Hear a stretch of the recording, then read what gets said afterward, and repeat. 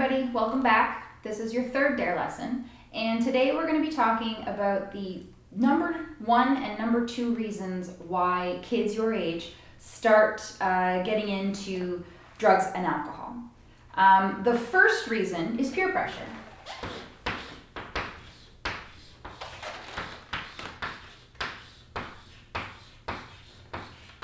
We're going to go over what that looks like. Now, peer pressure, every time I ask, what's your peers? But what exactly is a peer? A peer is somebody your age, maybe a little older, maybe a little younger, but they are around your age. And your peer pressure is when they're trying to get you to do something that you don't want to do. Now, I will say this. I don't want anybody going up to mom and dad or whoever it is that takes care of you after you guys see this video and say, my dear teacher says that you're peer pressuring me. I don't want to do my homework. I don't want to clean my room. I don't want to eat my vegetables. Guess what? This is why I defined what peers are. Peers are people your age. Your mom and dad are not your peer. They're your mom and dad. Your teacher, not your peer. She's your teacher.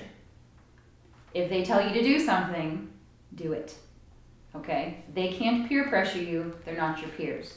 They're called grown-ups, and they're there to take care of you. So do your homework, eat your vegetables, finish whatever it is that they've told you to do. They are not your peers. They cannot peer pressure you. But your friends, people in a few grades older, people a few grades younger, they are your peers. And they're the people that up until this coronavirus started, they were the people that you were around the most because you were at school. And that's 6 hours a day that you're around these people, and sometimes you would hang out with them on the weekends or in the evenings. So they have a lot of influence over what you do. So this is why peer pressure is the number 1 reason why people start taking substances like drugs and alcohol, is because of the pressure coming from these guys. That looks a couple of different ways. The one that people normally relate peer pressure to is called bullying peer pressure. And how people describe this is usually threatening. Drink this alcohol or I'll do something. Punch you, kick you, hurt somebody, or take something away from you. So they attribute bullying type of peer pressure to threats. So really it's anything if they threaten or they actually hurt you in any way. It's any type of threat of physical violence or actual physical violence. That would be considered bullying peer pressure. Another type of peer pressure is friendly.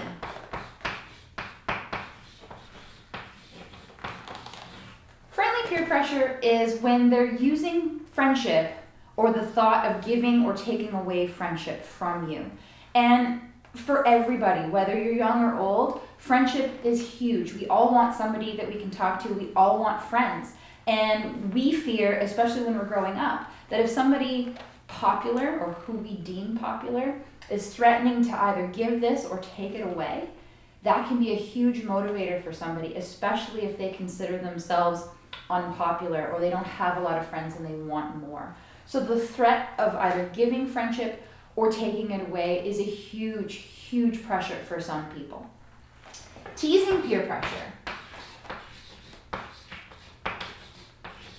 This is when somebody calls you a name or starts to belittle you or make fun of you in any type of way to try to get you to do something. The big example that I get from guys especially is they called me a girl. First of all, what's wrong with being a girl? That's my question. But a lot of boys especially don't like being called a girl because they consider that to show weakness. So if you're being called any name, whether it's a girl or whether it's any type of insult that hurts you, that would be considered teasing peer pressure. The final one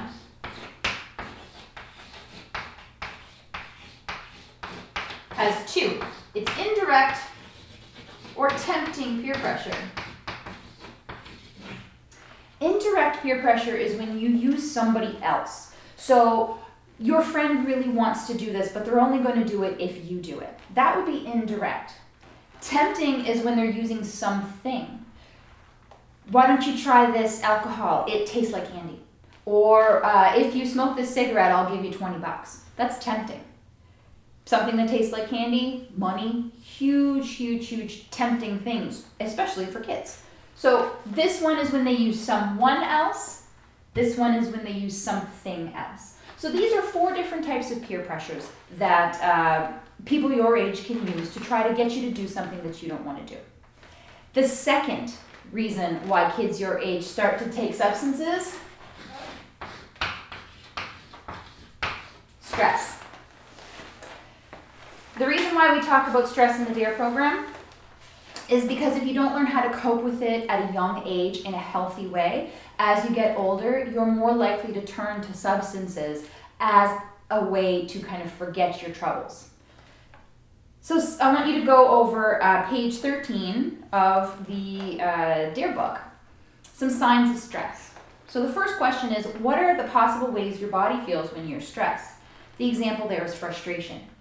Personally, when I get stressed, I kind of go into overdrive. I am very energetic and I kind of buzz all over the place. I move really quickly, and that's because my mind is kind of going a mile a minute, and I want to get through and process whatever it is that I'm stressed about very quickly. So when that happens, the rest of my body tends to move very quickly as well. The second, what are some possible actions that might show you're feeling stressed? So again, I start doing things quickly. I start talking fast. I start moving through chores fast. And that's my brain's way of trying to process the thing that's stressing me out. What are some possible ways to relieve stressful feelings? So this is the coping mechanism. For me right now, when I get stressed out, I just want to chill. I want to sit down and I want to take a minute, maybe read a book or read a story. I just want some me time. And that's how I process my stressful feelings. For you, I want you guys to go through what it is that you feel when you're stressed out. And if you don't understand what stress is, maybe think back to the last time that you had a test. Maybe you weren't 100% prepared for it. Maybe you were worried about your mark. Those feelings are part of stress. So if you process that in a healthy way, for example, a lot of the things that students tell me when I ask this question in an actual classroom, they watch YouTube videos, they hang out with their friends, they ride their bike. Some people like to cook, some people like to eat. Whatever it is that you do to de-stress, as long as it's in a healthy way, those are positive coping mechanisms. As you get older, your stresses are going to change. Right now, it's the coronavirus. Once that's gone, you'll probably go back to being stressed at school or stressed about friends. If you find healthy ways to cope with your stress, then as you get older, those healthy ways are going to keep going. And you might replace one with a new thing that you find. For example, when I was your age, I like to ride my bike and I like to read a book. Well, now I don't ride my bike so much anymore, and I really don't have the time a lot to read books. So I had to replace it with something else. When I was in high school, I replaced it with sports. So I couldn't read a book, but I could play sports. After I got out of high school, I went back to reading books. So as you get older, your coping mechanisms are going to change. As long as they are healthy ones, you are less likely to resort to substances like drugs and alcohol or other illegal drugs to help with your coping mechanisms or help with your stress. If right now, though, your coping mechanisms are unhealthy, now's the time to change it. Some unhealthy coping mechanisms might be violence, yelling, anger, that kind of stuff. So if you're lashing out in an unhealthy way, think about some different coping mechanisms that you might be able to do that won't get you into so much trouble. If it's something as simple as maybe doing 10 push-ups before you say something that you might regret, or doing a bunch of jumping jacks or going for a run instead of punching something. Try to find a healthy way to cope with your anger and your stress now, because as you get older, if you find that you've been compensating with unhealthy coping mechanisms, those unhealthy coping mechanisms are going to follow you right through to adulthood, and that could get you into trouble. Some of the things that might help you is identifying your help network. So for me, this is on page 30 of your Dare book. So for me, we're going to go through my help network. Mine's going to look a little different than yours. So just think. So right now, I have my family that I can turn to. I have my mom and my dad. I have my husband. I have my kids. So I have a pretty big extended family that I can use as my help network. I also have friends.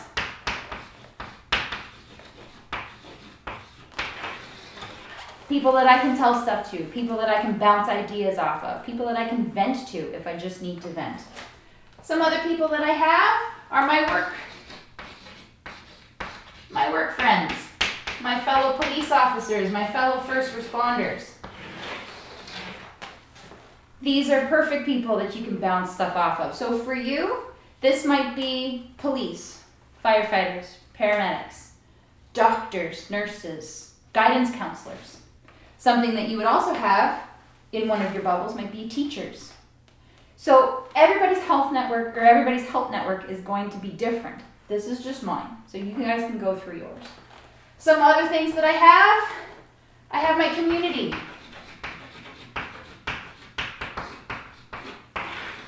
Once again, doctors, nurses,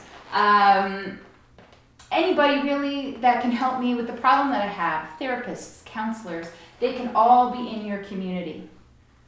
And one of the other things that I don't have right now, but you might have, would be teams. So if you play basketball or hockey, gymnastics, piano lessons, things like that, any team that you might have can also go there. So that's the lesson today on peer pressure and stress. Those are the top 2 reasons why kids your age start taking substances. So if you can find healthy coping mechanisms to deal with that now, it will help you out as an adult. So I'm hoping that every one of you has at least one that you can fall back on.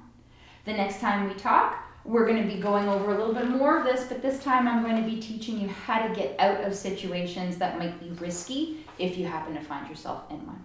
So until then, take care.